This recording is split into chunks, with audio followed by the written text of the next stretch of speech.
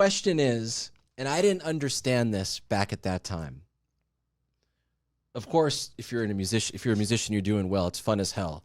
But there is a lot of work that goes into it, from the touring, creating, getting along with a team of people. You guys were going every 2 freaking years, man. Yeah. Every 2 years, and it did not stop. And people, whether it's a radio station in the middle of nowhere tugging at you to come by, playing radio shows, your own tour, maintaining relationships. Looking back, do you wish you would spread it out as a team a little more, or was that the thing to do then? It's hard to say. That's the thing to do then. And I remember being lost in the cycle of every album feels like it's your last, because you don't really... Well, you don't trust, you don't believe that it's... Well, it's art. You know, you're only as good as your newest idea. As you know, the entertainment industry can changes on a dime, and it's like, you know, 80's rock bands were great until Nirvana showed up, you know, and with Blink, you know, you all come from such modest places. So when you're at a place that's successful, it's pretty scary. You're like, we don't want to fuck this up. And so you don't want to ever take a break. You want to keep trying. You're so scared to lose it.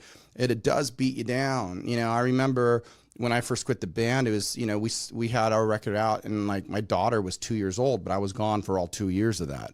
You know, and they were starting right back up again. I was like, I can't do this anymore. And I snapped.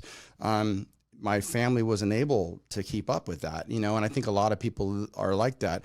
But also at that time, the only way to be a band was that way. Now it's like, oh my God, you got all this digital shit. You know, you can make short films, pay-per-view events. I mean, there's so many things you could do now that's different.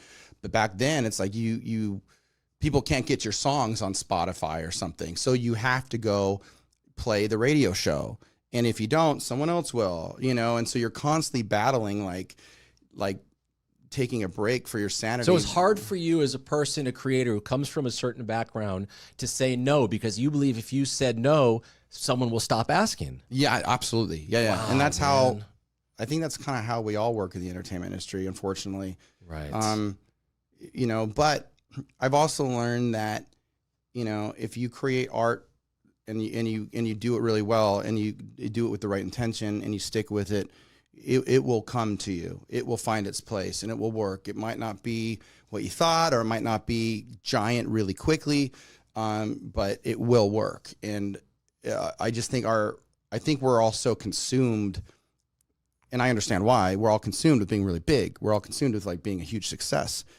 But what's successful about being really exhausted and away from your family, and not getting along with your bandmates, and not having a real life? You know, to somebody that has a smaller house, doing art that they really love, but they're with their kids in the park every day laughing.